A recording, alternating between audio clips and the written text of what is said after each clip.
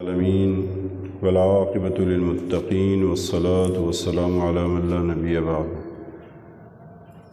اما بعد اعوذ باللہ من الشیطان الرجیم بسم اللہ الرحمن الرحیم شہر رمضان الذی انزل فیہ القرآن ھدی للناس وبینات من الہدی والفرقان وعن ابی ہریرہ رضی اللہ عنہ قال قال رسول اللہ صلی اللہ علیہ وسلم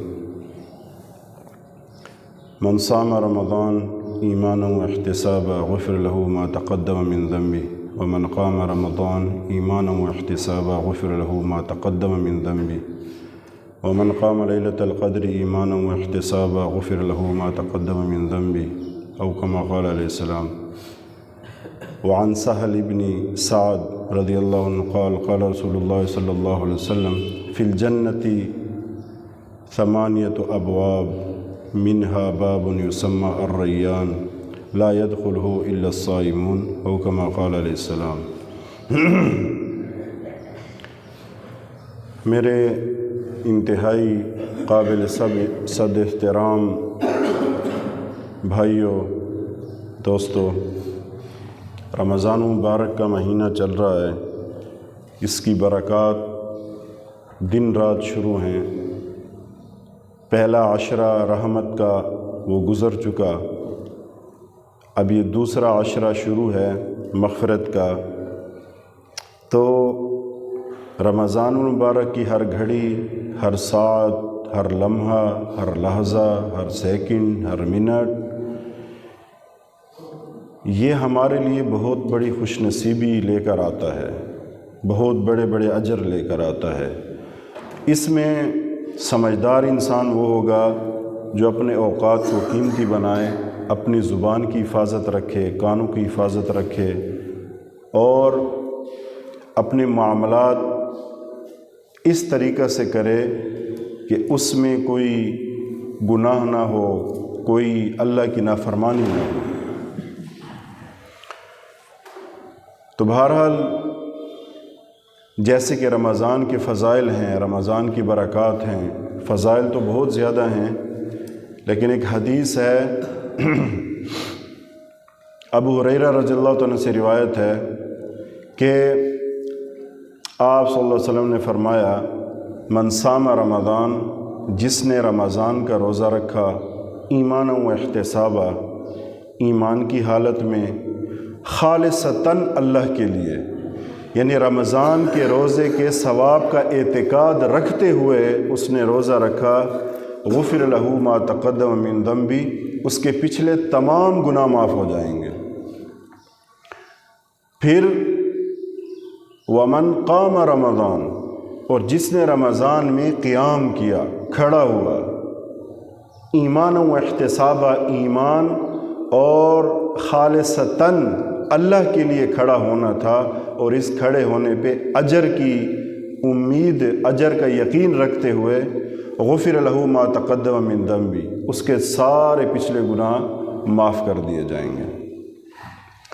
اور تیسری بات ومن قام لیلۃ القدر، اور جو لیلۃ القدر کی رات میں کھڑا ہوا، یعنی اس نے عبادت کی ایمان و احتسابا، ایمان کی حالت میں اور اس رات میں کھڑے ہونے کے اجر کا اعتقاد رکھتے ہوئے غفر له ما تقدم من ذنبی، اللہ تعالیٰ اس کے تمام پچھلے گناہ معاف کر دے گا.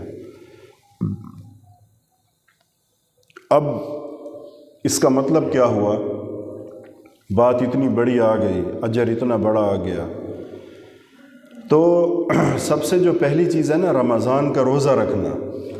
جس نے رمضان کا روزہ رکھا تو اس کے پچھلے سارے گناہ معاف ہو جائیں گے. اصل میں جو روزہ چیز ایسی ہے کہ اب میں اس میں پڑھ رہا تھا، باقی تو اس کی انشاءاللہ میں تشریح کر رہا ہوں، لیکن شاہ عبدالعزیز دہلوی رحمۃ اللہ علیہ، انہوں نے کہا بعض شارحین نے جو حدیث کی شرح لکھنے والے ہیں، انہوں نے اس میں لکھا کہ اس کی کیوں اتنی بڑی فضیلت ہے کہ بھائی اللہ تعالیٰ اس کے تمام گناہ معاف کر دے گا. ایک اور حدیث ساتھ شامل کرتا ہوں، دونوں کی پھر تشریح سمجھ میں آ جائے گی. ایک دوسری حدیث میں ہے کل عمل ابن آدم یضاعف الحسنہ بعشر امثالها الى 700 ضعف الا الصوم فانه لي وانا اجزي به، کہ ہر ابن آدم کا جو عمل ہوتا ہے وہ 10 سے لے کر 10 گنا سے 700 گنا تک بڑھ جاتا ہے، مگر روزہ ایسی چیز ہے، اللہ تعالیٰ فرماتے ہیں قال اللہ تبارک و تعالیٰ الا الصوم فانه لي وانا اجزي به، روزہ ایسی چیز ہے جو صرف میرے لیے ہے، میں ہی اس کا بدلہ دوں گا۔ تو یہ حدیث اور زیادہ زبردست ہے اس بارے میں کہ اس کا بدلہ میں ہی دوں گا۔ ادھر ہے کہ من قام رمضان ایمانا واحتسابا غفر له ما تقدم من ذنبی، کہ سارے گناہ معاف کر دیے جائیں گے۔ تو روزہ اصل میں چیز ایسی ہے کہ روزے میں، جیسے میں پہلے بتا چکا ہوں، روزے میں کوئی دکھلاوے کا شائبہ نہیں ہے، یہ خالص اللہ کے ساتھ معاملہ ہے، یہ نظر آنے والی چیز نہیں کہ اس بندے کا روزہ ہے یا نہیں ہے۔ تو یہ چیز اللہ کو بڑی پسند ہے، اس میں جو لطافت محسوس ہوتی ہے، جو تقوی محسوس ہوتا ہے، جو اس کا اصل ہے، جس کی وجہ سے اللہ نے یہ جو ہے وہ فرض کیے ہیں، تو وہ چیز حاصل ہو جاتی ہے۔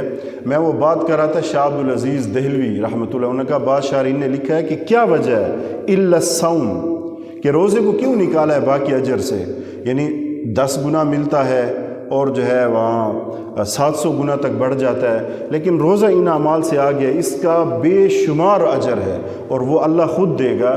وجہ یہ لکھی کہ مشرکین مکہ جب وہ خدا مانتے تو بہت سے 360 بت رکھے ہوئے تھے، 360 بتوں کے آگے وہ جھکتے تھے، یہ بھی ہے، یہ بارش کا ہے، یہ فلاں کا ہے، لیکن روزہ وہ رکھتے تھے، وہ صرف اللہ کے لیے رکھتے تھے۔ یہ اللہ کو تو مانتے تھے، یہ نہیں کہ سرے سے اللہ کو نہیں مانتے تھے، دین ابراہیمی جو ہے اس کی کچھ ان کے اندر نشانیاں باقی تھیں، لیکن وہ کہتے ساتھ یہ بھی ہے، یہ بھی ہے، اور اس کو بھی اختیار دیا ہوا ہے، فلاں بت کو بھی اس اللہ نے اختیار دیا، اس کو بھی، اس کو بھی، اس کو بھی، فلاں کو، فلاں کو، فلاں کو، لیکن روزہ وہ بھی اللہ کے لیے رکھتے تھے کہ نہیں اس میں کسی کو شریک نہیں کرتے۔ بہرحال یہ ایسی ایک روزہ چیز ہے کہ جس کی وجہ سے اللہ تعالیٰ انتہائی راضی ہو کر یہ کہتے ہیں فَإِنَّهُ لِي وَأَنَا أَجْزِي بِهِ، یہ میرے لیے ہے، میں ہی اس کا بدلہ دوں گا۔ بہرحال تو پہلی چیز یہ ہے من صام رمضان ایمانا واحتسابا، رمضان کے جس نے ایمان کی حالت میں اور خالصتاً اللہ کے لیے رکھنے کے لیے اس نے نیت یہ کی اور اس کا یہ عقیدہ رہا تو اللہ پچھلے سارے گناہ معاف کر دیتے ہیں۔ من قام رمضان، قام رمضان سے مراد کیا؟ جو رمضان میں کھڑا ہوا، یعنی تراویح مراد ہے اس سے، جو تراویح کی نماز ہے، جو جس نے یہ پڑھی، تراویح بھی آئے گی اس میں، تراویح کی نماز، تو یہ مراد ہے اس سے جس نے یہ پڑھی تو اللہ تعالیٰ اس کے بھی سارے گناہ معاف کر دیتے ہیں، شرط یہ کہ ایمان کی حالت میں ہو اور اس کے کھڑے ہونے کے اجر کا یقین ہو اسے کہ اللہ مجھے دے گا۔ آخری جو چیزیں، جو تیسرا ٹکڑا ہے حدیث کا، من قام لیلۃ القدر، کہ جس نے لیلۃ القدر کی رات میں قیام کیا، اس میں اس نے عبادت کی، اس بات کو جانتے ہوئے کہ اللہ مجھے اس کا بدلہ دے گا، اس کا اجر دے گا، اس کا اعتقاد رکھتے ہوئے، تو اللہ اس کے بھی پچھلے تمام گناہ معاف کر دے گا۔ تو میرے بھائیو، یہ کوئی اتنا مہنگا سودا نہیں ہے، تھوڑی چھوٹی چھوٹی چیزوں کا خیال کرنا پڑتا ہے۔ مثلا میرا روزہ ہے، میں کیوں کس سے خواہ الجھوں؟ میں روزے سے ہوں، میں کیوں غیبت کروں؟ میں روزے سے ہوں، میں کیوں غیبت سنوں؟ تو وہ جو دوستی ہے نا، یا وہ جو ماحول ہے، اس کو بھی چھوڑ دینا چاہیے۔ جہاں تک بات دکانداری کی ہے تو دکانداری میں ایک وقت ہو، اللہ نے آپ کو رزق دینا ہے، جلدی بند کر کے آ جائے، تاکہ کیا کرے وہ اپنے آپ کو، یہ جو دعائیں ہیں، یہ جو اجر ہے، قرآن کی تلاوت ہے، ذکر، اس کے لیے اپنے آپ کو فارغ کر دے، چاہے جتنا بھی پھنسا ہوا کاروباری مصروف ہو۔ 11 مہینے پڑے ہیں، پھر اوقات کار تبدیل کرنے چاہیے رمضان میں۔ اچھا، ایک دوسری حدیث ہے کہ سہل بن سعد سے روایت ہے کہ جنت میں 8 دروازے ہیں، فی الجنت 8 ابواب منہا باب یسمى ریان، اس میں ایک ایسا دروازہ جس کا نام ریان ہے، لا يدخلہ الا الصائمون، اس میں صرف اور صرف روزہ دار داخل ہوں گے، صرف اور روزہ داروں کے لیے۔ تو یہ ساری بشارتیں کیوں دی جا رہی ہیں روزہ دار کے لیے؟ یہ اس لیے دی جا رہی ہیں کہ یہ بندہ بھوک میری وجہ سے برداشت کر رہا ہے، کھا سکتا ہے، پیاس میری وجہ سے برداشت کر رہا ہے، کھا سکتا ہے، اس کے سر میں درد ہے، چائے نہیں پی رہا، کوئی گولی نہیں کھا رہا، برداشت کر رہا ہے میرے لیے، सहरी में मुशक्क़त से उठ रहा है, मेरे सामने खड़े हो के जो है वो नफल भी पढ़ रहा है और साथ सहरी भी खा रहा है, मेरे हुक्म और मेरे नबी की वजह से तकलीफ़ में है। कभी कभी ऐसे होता है बंदा बीमार होता है शदीद, लेकिन फिर भी रोज़ा नहीं छोड़ता। अल्लाह ताला इन तमाम चीज़ों को नोट करता है, तमाम चीज़ों को देखता है। जैसे कहते हैं ना, हर जगह कैमरे लगे हुए हैं। अल्लाह की ज़ात तो वराउल वरा है और उसके यहाँ इस चीज़ का बहुत बड़ा बदला है। वो किसी की यानी किसी चीज़ इस कदर कदरदान है कि दुनिया में उसकी कदरदानी का कोई मुकाबिल नहीं है। इस कदर कदरदान है हर चीज़ का। तो इसलिए मेरे भाइयों, ये चीज़ें याद रखने की हैं कि रोज़े में कहीं ऐसा ना हो कि हमारा रोज़ा किसी वजह से ख़राब हो जाए। सहरी को उठते हैं, मुशक्क़त करते हैं, रोज़ा रखते हैं, फिर जो है ऐसे ही सारा दिन रोज़ा होता है, फिर उसके बाद अफ्तारी जो है, उसके बाद फिर फ़ौरन जैसे थोड़ा सा बीच में वक्फ़ा होता है, शाम की नमाज़ पढ़ के आते हैं, फिर तरावी के लिए चले जाते हैं। यानी मुशक्क़त है, थकावट होती है तरावी के लिए।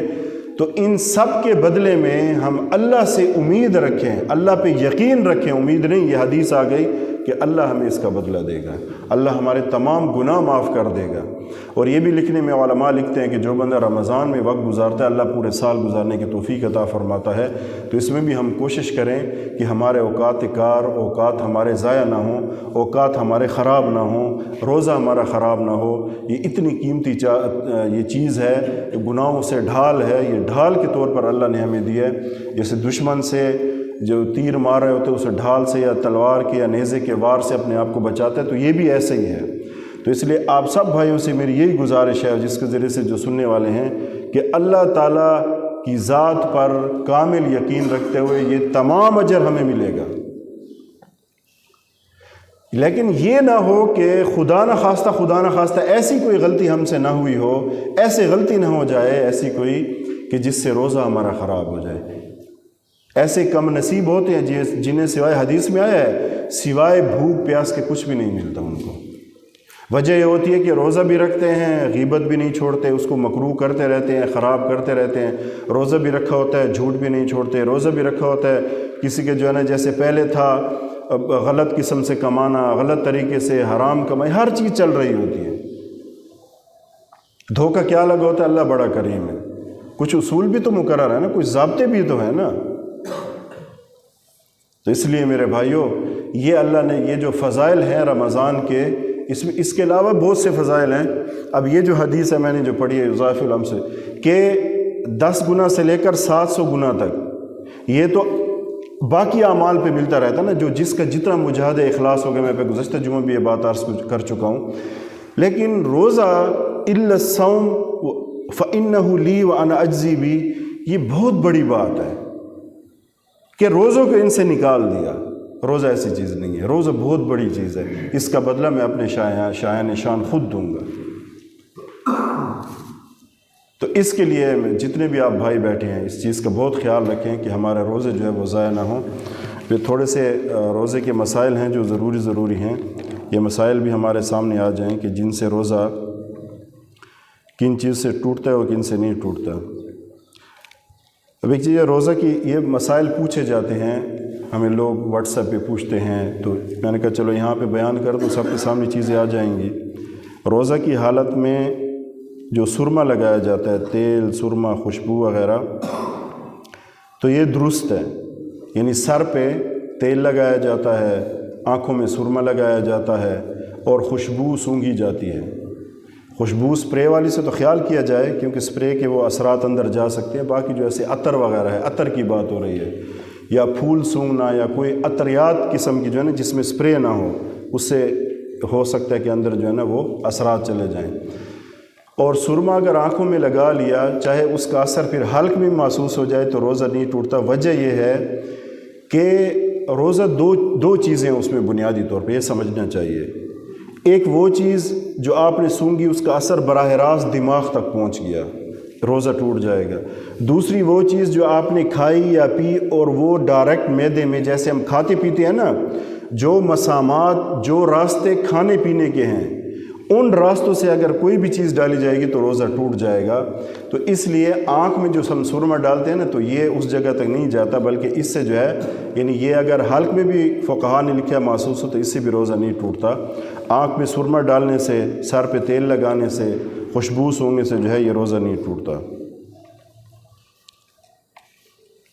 अच्छा, इंसान है, कहीं जा रहा होता है बंदा, गर्द गुबार है या कोई चीज़ अंदर चली गई, मक्खी अंदर कभी कभी हो जाता है इंसान के साथ अंदर चली गई, या कोई चीज़, या बिला कसद के साथ नहीं कि जहाँ धुआं और ये खामखा घुस रहा है, तो इससे भी रोज़ा नहीं टूटता। यानी बिला कसद की बात है, ये जा रहा था, गर्द गुबार है, धुआं है या इस किस्म की, तो इससे भी रोज़ा नहीं टूटता। अगर कसदन जाएगा ऐसी चीज़ में, यानी उसकी ज़रूरत नहीं है वहाँ जाने की, खामखा घुस रहा है तमाशा देखने के लिए कि यहाँ जो है ना कोई धुआं या गर्द गुबार है, तो इससे बचना चाहिए, रोज़ा टूटने का ख़तरा है इससे।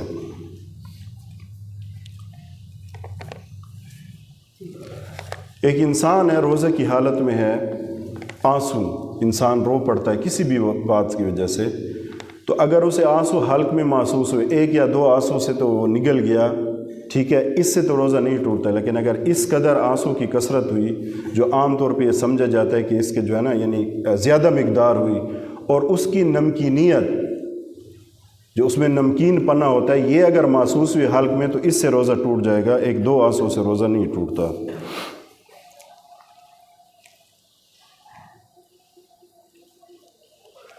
कान में खुद ब खुद पानी चला गया या डाल दिया किसी ने जानबूझकर, तो इससे रोज़ा नहीं टूटता। हाँ, कान में तेल से बचा जाए, क्योंकि तेल और चीज़ है, तो इससे जो है ना वो बचा जाए।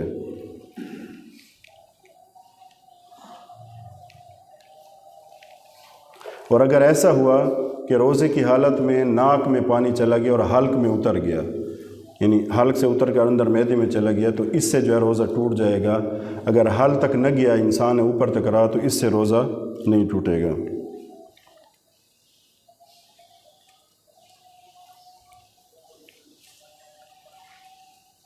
अब पानी अगर पेट में चला जाए, हल्क से होते हुए पेट में चला जाए, तो इससे रोज़ा टूट जाएगा।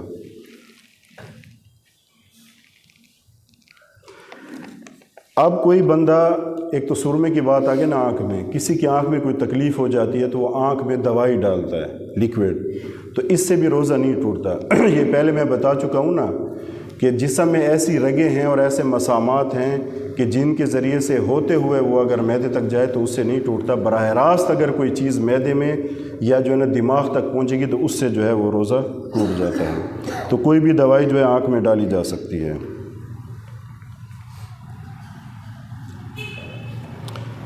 हाँ, ये बात है कि अगर किसी को कोई तकलीफ़ होती है, यानी दांतों से खून निकलने की बीमारी होती है, या कोई जो है ना ऐसे किसी ने निकलना तो नहीं चाहिए रोज़ा में, तो अगर वो मुंह में खून जमा हो गया और वो अंदर चला गया, तो वो देखा जाएगा कि अगर खून की मिकदार गालिब थी तो रोज़ा टूट जाएगा, लेकिन अगर खून की मिकदार कम थी, थूक की ज़्यादा थी, तो उससे रोज़ा नहीं टूटेगा। हम आम तौर पे अल्हम्दुलिल्लाह हर मुसलमान को करना चाहिए, मिसवाक करते हैं। रोज़े की हालत में किसी ने मिसवाक की तो उसके रेशे होते हैं छोटे छोटे। अब ये रेशे अंदर चले गए, तो अगर रेशे चने का जो दाना होता है इसकी मिकदार से कम है तो फिर तो रोज़ा नहीं टूटेगा। अगर ज़्यादा है, चने की मिकदार के बराबर है, इससे ज़्यादा है, तो उससे रोज़ा टूट जाएगा। तो इसलिए मिसवाक करने वाले जो हज़रात हैं, हम भी करते हैं, उसमें एहतियात करनी चाहिए। यानी ज़्यादा रगड़ के ना रमज़ान में, इससे एक तो खून निकलता है दांतों से, उसका भी ख़तरा है कि अगर वो अंदर न चला जाए। एहतियात बहरहाल लाजमी है, उसको हल्का फुल्का करना। हाँ, रोज़े के अलावा हो तो उसमें करनी चाहिए।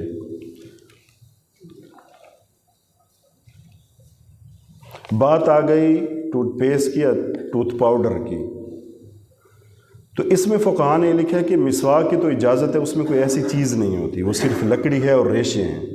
लेकिन टूथपेस्ट जो है इसमें असरात होते हैं, इसमें एक ख़ास किस्म का असर होता है तेज़ जो अंदर जाता है। तो अगरचे इससे रोज़ा टूटता तो नहीं, लेकिन टूटने का ख़तरा होता है कि खुदा न खास्ता वो जो अंदर झाग सी बन जाती है वो अंदर हल्क से नीचे न चली जाए तो रोज़ा टूट जाएगा, या जो पाउडर है वो नीचे न चला जाए, क्योंकि पानी भी साथ मिक्स होता है वो जो बंदा कुल्ली करता है। दूसरी बात है उसमें एक ख़ास किस्म का असर होता है, तो इससे शदीद किसी ضرورت کی وجہ سے، یعنی شدید کوئی ضرورت ہے، کسی کو بیماری یا نہ کرے تو وہ جو ہے نا وہ شدید ضرورت میں اجازت دی ہے، ورنہ عام طور پہ ٹوتھ پیسٹ سے روزہ مکروہ ہو جاتا ہے، اور اگر تھوڑی سی مقدار بھی اندر چلی گئی تو روزہ ٹوٹ جائے گا، تو اس کا خیال کرنا چاہیے، بچنا چاہیے اس سے۔ کسی کو روزہ میں متلی ہوئی، دل خراب ہوا، قے آ گئی، یہ بھی عام طور پہ ہوتا ہے کہ بھئی اس سے روزہ ٹوٹتا ہے کہ نہیں، قے آ گئی، الٹی جسے ہم کہتے ہیں، تو اگر وہ منہ بھر کے خود بخود آئی ہے، انسان بعض اوقات برداشت نہیں ہوتا، اندر سے پریشر سے نکلتی ہے، اسے منہ بھر کے کہتے ہیں کہ بندہ اسے روک نہیں پاتا، تو خود بخود آئے تو اس سے چاہے جتنی مرتبہ روزہ نہیں ٹوٹتا، یہ بات ذہن میں رکھیں۔ ہاں واپس جب آتی ہے نا، تو اگر وہ بھی بلا قصد وہ تھوڑا سا اندر جو ہے نا چلا گیا، پانی وغیرہ یا جو بھی ہے، تو اس سے بلا قصد اس کا ارادہ نہیں تھا تو چلا گیا، اس سے روزہ نہیں ٹوٹے گا، لیکن اگر قصداً لے گیا واپس پانی تو اس سے روزہ ٹوٹ جائے گا۔ اس کا بھی خیال کرنا چاہیے، ان چیزوں کا، یہ چھوٹی چھوٹی باتیں ان کی بہت زیادہ احتیاط کرنی چاہیے کہ کہیں روزہ خراب نہ ہو جائے۔ اچھا، وہ چیزیں جن سے یعنی قضا یا کفارہ، کہ قضا کس پہ ہے، کفارہ، یہ بات یاد رکھیں کہ کچھ چیزیں ایسی ہیں جن پہ یعنی روزہ ٹوٹ جائے تو کفارہ بھی ساتھ ہوتا ہے، وہ تو بالکل واضح چیزیں ہیں، یعنی 3 چیزیں ہیں، کھانے پینے اور جماع سے، بیوی قریب جانے سے روکنے کے لیے۔ اگر کسی نے جان بوجھ کر کھایا، کوئی عذر نہیں ہے، کوئی بیماری نہیں ہے، کوئی اس پر کوئی ایسی بیہوشی نہیں، جان بوجھ کر تھوڑی سی وہ ہوئی تو اس نے، تو اس بندے پر قضا بھی ہے، اور اس جرم کی وجہ سے کس نے روزہ چھوڑا، شہرین متتابعین، 2 مہینے لگاتار کفارے کے روزے ہیں۔ وہ پھر ایسے ہیں کہ اگر بیچ میں ایک روزہ بھی، یعنی اگر اس نے 10 روزے رکھے ہیں اور 11 20 سے ہٹا کے 12 رکھے، پھر شروع کرے گا، یہ سزا کے طور پہ ہے۔ ایک کھانا، دوسرا پینا جان بوجھ کر، تیسرا ہے کہ جان بوجھ کر جماع کرنا، اس سے تو قضا و کفارہ دونوں، لیکن بعض ایسی صورتیں ہیں کہ جن میں صرف قضا ہے، کفارہ نہیں ہوتا۔ یہ بات یاد رکھیں کہ جیسے ہم باہر ممالک میں اگر کوئی جاتے، جیسے اب حرم کی بات لے لیں، وہاں پہ خوشبو کے جو ہے نا ایسے دھونی جیسے ہوتی ہے نا، وہ جدید، پہلے تو جلاتے تھے عود وغیرہ اور جیسے اگربتی ہوتی ہے، اس کا دھواں نہیں لینا چاہیے، اس سے روزہ ٹوٹ جاتا ہے۔ دیکھیں، ایک خوشبو ہے عطر کی، وہ الگ چیز ہے، پھول کی خوشبو الگ چیز ہے، ایک ہے دھوئیں کی خوشبو، کسی چیز کو جلا کر، کسی لکڑی کو خوشبودار کو جلا کر اس کو سونگھنا، اگر یہ اندر جائے گا تو اس سے روزہ ٹوٹ جائے گا۔ جیسے ہم جیسے حرم میں بھی دیکھتے ہیں، باقی جگہوں میں وہاں پہ مشینیں لگی ہوتی ہیں، وہاں سے دھواں نکل رہا ہوتا ہے خوشبو کا، تو روزے میں اس کو نہیں سونگھنا چاہیے۔ یہ نہ ہو کہ خوشبو کی بات سن کر پھر جو ہے نا، جو جلنے والی ہے، جس کو دھونی کہتے ہیں، جس کو خوشبو لینا، جو دھوئیں کی شکل میں خوشبو ہے، وہ نہیں لینی چاہیے، اس سے بچنا چاہیے۔ عام خوشبو سون سکتے، عطر کی خوشبو ہے، کسی پھول کی ہے، کوئی بھی خوشبودار چیز ہے، اس سے جو ہے وہ روزہ نہیں ٹوٹے گا۔ نکسیر، یعنی ناک سے جیسے خون نکلنا ہوتا ہے، کسی کی ناک سے خون نکلا تو اگر وہ پیٹ میں چلا گیا تو اس سے روزہ ٹوٹ جائے گا، قضا ہے، کفارہ نہیں ہے اس کا، صرف قضا ہے، وہی روزہ لوٹائے گا۔ ایسے ہی بات آتی ہے بار بار، ایک بات یہ بھی پوچھی جاتی ہے کہ جی انجیکشن جو ہے رگ میں ہو یا گوشت میں ہو یا ڈرپ لگانا یا انسولین لگانا، ان سے بھائی روزہ نہیں ٹوٹتا۔ میں نے پہلے ایک چیز عرض کر دی نا کہ روزہ ان چیز سے ٹوٹتا ہے کہ جو براہ راست معدے میں جائے یا دماغ تک اس کا اثر پہنچے، تو یہ رگ میں لگانے مختلف رگوں سے ہو کر پھر جو ہے وہ معدے میں چلا جائے تو اور بات ہے، یا جو ہے مختلف جسم میں مسامات ہیں ان کے ذریعے سے ہوتے ہوئے یا رگوں کے ذریعے سے ہوتے ہوئے وہ جو ہے جاتا ہے، تو اس سے روزہ نہیں ٹوٹتا۔ اگر کسی کی بہت زیادہ بے ہوشی کی حالت ہے، کمزوری ہے، تو وہ بھی لگوا سکتا ہے، اور جو ہے ڈرپ بھی لگوا سکتا ہے، انسولین بھی لگوا سکتا ہے، لیکن ایک بات کا خیال رکھیں، یہاں کراہت فقہاء نے لکھی ہے کہ مکروہ ہے کہ بندہ اس وجہ سے انجیکشن لگوائے کہ روزے میری جو ہے نا روزے میں سہولت ہو، مجھے آسانی ہو، روزہ محسوس نہ ہو۔ بھائی اجر تو اسی پہ ہے، روزہ محسوس ہونے پہ۔ کوئی ہوتے ہیں نا زیادہ ذرا نازک مزاج کہ مجھے روزہ بالکل محسوس ہی نہیں ہو، چلو بھی انجیکشن لگا لو، وہ مکروہ لکھا ہے۔ باقی کسی کی مجبوری ہے، کوئی تکلیف ہے، کوئی درد ہے، ڈرپ لگوانی ہے، رگ میں یا گوشت میں، دونوں میں جائز ہے، اس سے روزہ نہیں ٹوٹتا۔ تو یہ آج کے ضروری مسائل تھے۔ باقی میں پھر ایک بات دہرا دیتا ہوں، وقت بھی پورا ہے، کہ جیسے میں پہلے یہ گزارش کر رہا تھا کہ دیکھیں ہم ہر چیز کا خیال کرتے ہیں، اب یہ مسائل بیان ہوئے، ہر چیز کا بندہ خیال کرتا ہے نا کہ روزہ قیمتی ایسی چیز ہے، روزے کا بدلہ بہت بڑا ہے۔ اب میں حدیث دہرا دیتا ہوں، جو دیر سے آئے ہیں یہ بھی سن لیں گے جو بھائی، کہ فی الجنتی ثمانیۃ ابواب، آپ صلی اللہ علیہ وسلم نے فرمایا جنت میں 8 دروازے ہیں، منہا باب یسمى ریان، اس میں ایک دروازہ ہے جس کا نام ریان ہے، لا يدخل الا الصائمون، اس میں صرف روزہ دار داخل ہوں گے، صرف روزہ دار اس میں داخل ہوں گے، ایسا ایک دروازہ ہے۔ اور من صام رمضان ایمان و احتساب غفر له ما تقدم من ذنب، جس میں رمضان میں جس نے روزہ رکھا، جس میں رمضان میں قیام کے تراویح پڑھی، اور جس میں لیلۃ القدر میں کھڑے ہو کر عبادت وغیرہ کی، تو اللہ رب العزت تمام اس کے پچھلے گناہ معاف کر دے گا۔ تو اس چیز کا خیال کریں، گھر والوں کی بھی کہیں، وہ بھی خیال کریں، ہم خود بھی خیال کریں، تاکہ ہمارا روزہ قیمتی ہو، روزہ ضائع نہ ہو جائے۔ اللہ آپ سب کو بہت زیادہ خیر عطا فرمائے۔ وآخر دعوانا الحمدللہ رب العالمین۔